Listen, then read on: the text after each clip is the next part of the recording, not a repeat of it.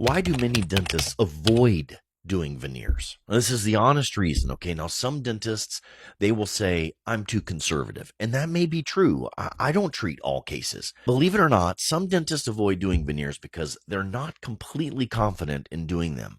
And that's common.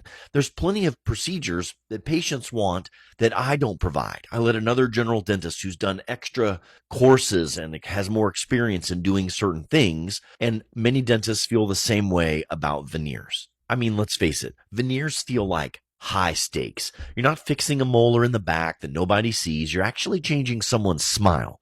It's visible, it's emotional, and if something goes wrong, it is not subtle. I mean, it isn't like a slightly over-contoured composite that's in the back. This is front page dentistry. So what happens? Most dentists stay inside of what feels predictable, what they're comfortable doing, and it's hard to blame them.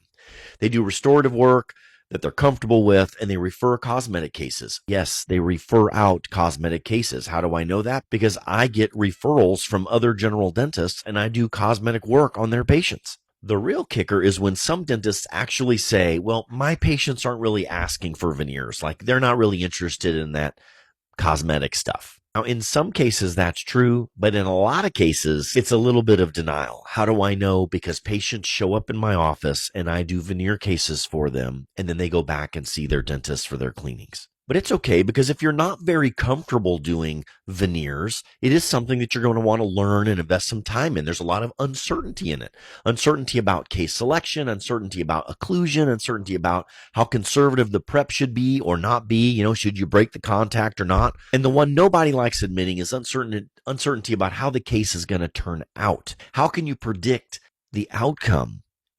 I mean, often in cosmetic dentistry, we say that you're selling the invisible because a patient doesn't know exactly what it's going to look like, and they're buying the invisible. Because the fact is, veneers that are done right will look incredible when they're finished, but they're also very obvious when they're not done right. Most of us that do veneers, we know it's like doing dentistry on a billboard, and that every little detail is going to be seen, not only by the patient, but also by peers, and who knows, maybe in the future, other dentists. And I'll tell you something else interesting about patients is once they get ready to do some cosmetic dentistry, suddenly they become very detail oriented. The type to go and buy a dental mirror and use at home. They do. They get very, very picky and particular, and they should. They're about to get some cosmetic dentistry done. Now, some confidence in placing veneers does come from simply placing more and more veneers.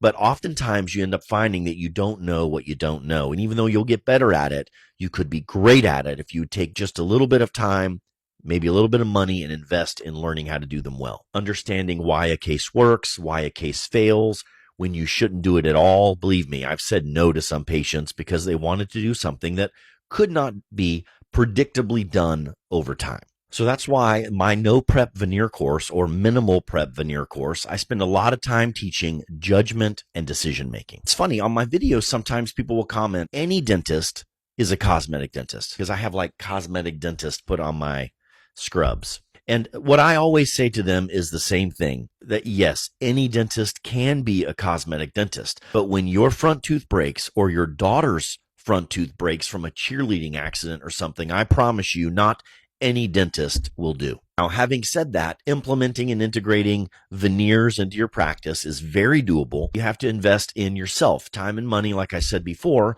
to become great at it. Creating very natural looking, predictable veneers is teachable. I offer a course that's coming up in May.